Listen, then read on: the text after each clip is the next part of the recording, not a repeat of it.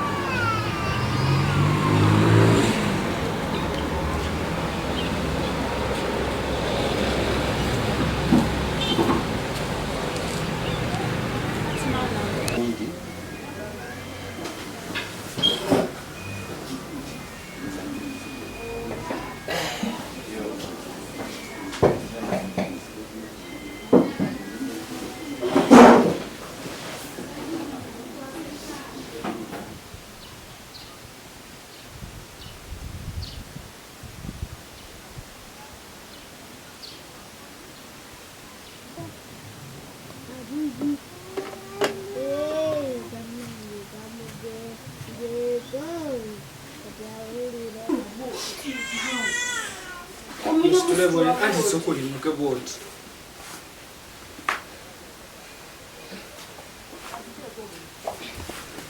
ndi mutwale wako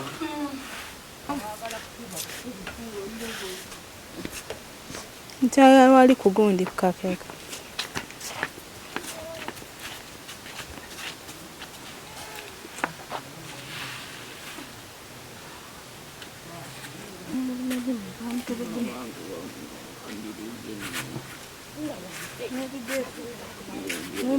mbirizo omusingo omulema nomuli buto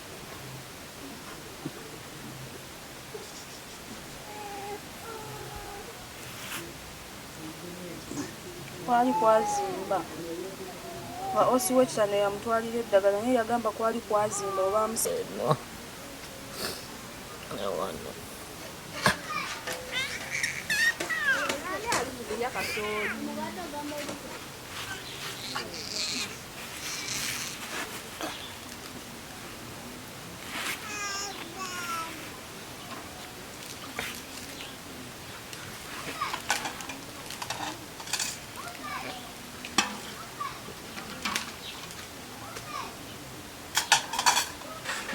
mbirizi muno musinga okumpijja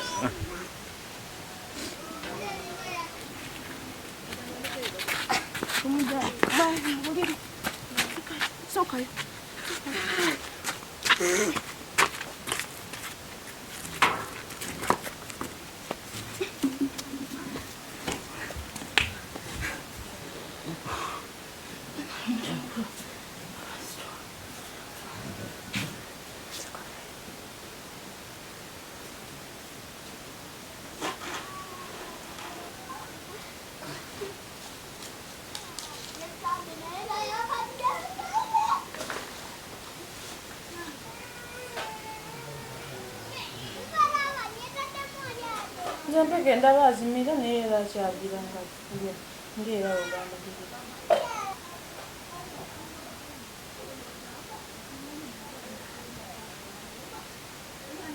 nali ngenze okubanja afande Martin pulizoni kitanda sente zange 17,600 ero nagenda okubanja weyankalubiza nengera ku poliisi okumuwabira osi poliisi nankwata naga okuntwalira osi prison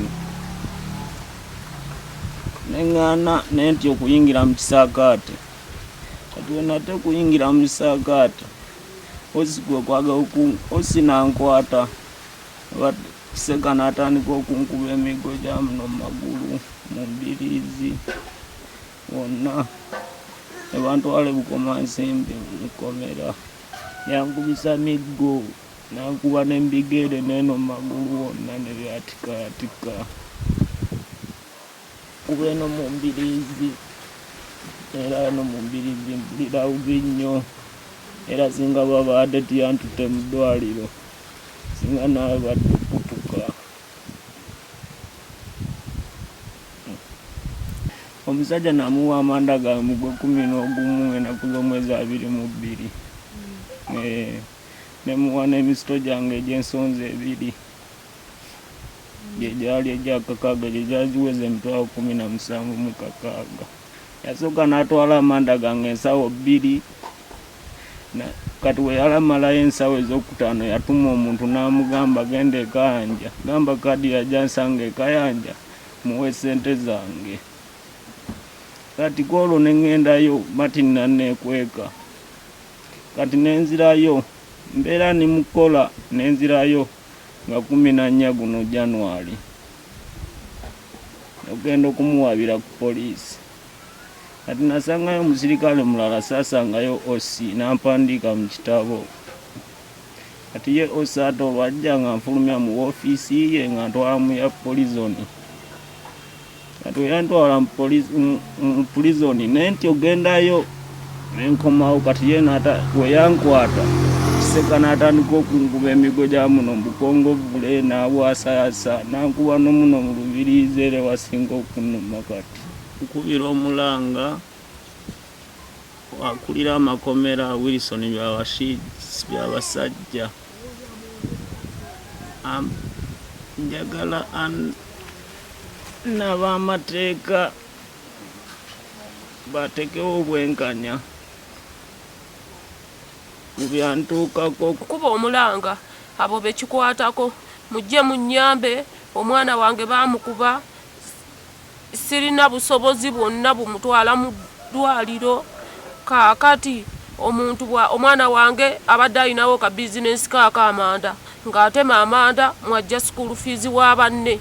Naye omuntu bw'oba obanja ng'obanja muntu munnamateeka abasirikale bo bakukuba bukubi kutta.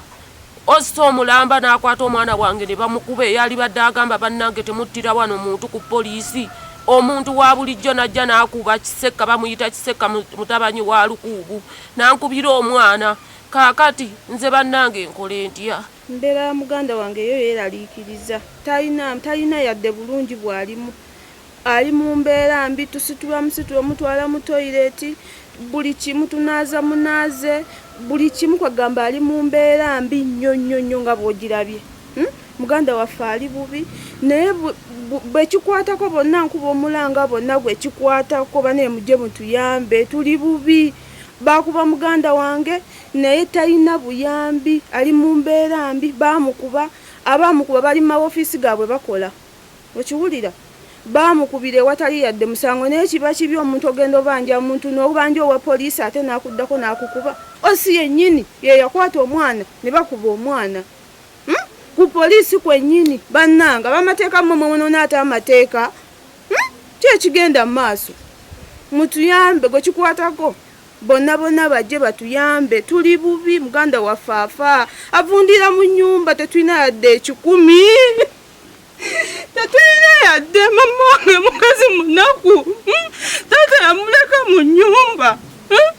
Naye kwegamba mwana waffe bamukubira oli ne bamuddawo ne bamukuba. Osi yennyini ow'ekitanda yakwata. Ono simanyi yani Yeyita, simanyi bakozi baawo bonna be babeerawo ku poliisi ne bamukuba. Takyasobola yadde otambula. Gwanga lino omuntu tabeereko nakake. Omuntu wawe banje omusirikale kyetaagisa kukakanako nakukuba nakumenya embiriizi ne katugenda kola tutya. Mazima ddala ekyo mulabanga kyabuntu okudda ku muntu n'omukuba ng'atazze kubanja. Kati tusaba bekikwatako mutuyambe tufune obwenkanya. Muganda wange ali bubi. Ensonga eyali ku poliisi nali wange nempulira akayoogaano ku poliisi neŋŋendayo, ndi kumpi ne poliisi. Bwe ŋŋendayo nasanga Khalid agenda kuba osi ayimiridde mu mulyango bw'ati awanise omuggo. Olw'okuba anywa enjaga nkimanyi nti munywi wa njaga era yali ataddemu n'omwenge ne mukwata. Osi naŋŋamba onnyambye nnyo, onnyambidde ddala. Ne Saidi n'ajja mu ofiisi baalimu 2, nze nali wa 3. Tumukwata Khalid ne bamuteekako empingo okubeera nga yali azze nga anywedde omwenge n'enjaga gyataddemu nga bamukubidde eyo gye yali kati obanga yensonga yali emulese ku poliisi okuwaaba nze saakimanyi. Nze nagendako mu 92 lwe batutendekera mu training ebyo ne tubivaako situaddayo mu ebyo training yaki eya mukyaka yaliwo mu 92 ebyo sibi buli omu ayinza okukitwala nti bwekityo bwe kyali naye nze ndi mulimi. On 14th this year we received a case by one called Khalid. We reported a case of assault on him by a suspect called Kiseka Nuhu, a resident of Kayanja, LC1 in Buteka sub-county. The file is being investigated. All these other procedures have been handled, like police medical examination, recording statement, visiting the scene, and other witness statement. We're just waiting for a few things so that the file can be taken to resident state attorney.